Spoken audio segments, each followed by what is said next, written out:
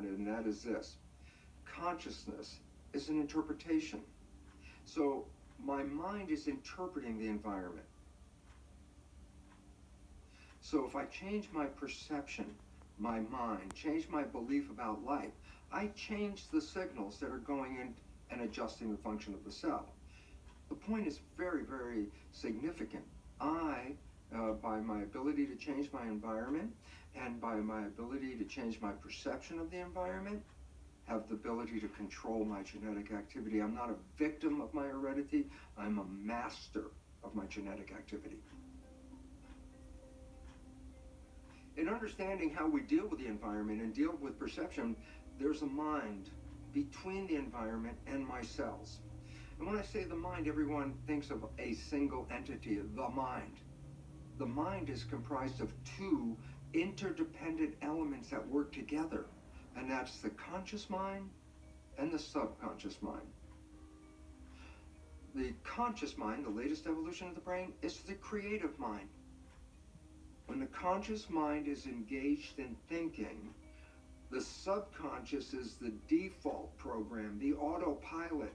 So my conscious mind could be engaged, but my subconscious mind will carry out whatever chore I'm doing, walking, driving the car, communicating with another person. I don't need my conscious mind for that. I already have programs of how to do all those things. When we look at the world, we're actually operating through the subconscious mind. The programs in the subconscious mind primarily came from downloading other people's behaviors. Your mother, your father, your siblings, your community, in the first 7 years of life. We are essentially an open sponge to the world, absorbing the patterns from all of those people that we are exposed to and surrounded with. So if we have caregivers who are really conscious and have learned to manage their emotions and heal their hurts in a healthy way, that's a really good thing. Very few people I know were blessed enough to come from those families. Let's say we're growing up in an environment where there's trauma in the household, alcoholism, family conflict, inflamed relationships.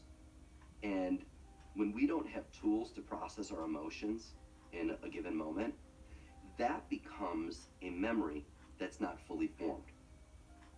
We end up seeing ourselves and the world around us as if we're still 4 years of age in an environment of just conflict and trauma and drama.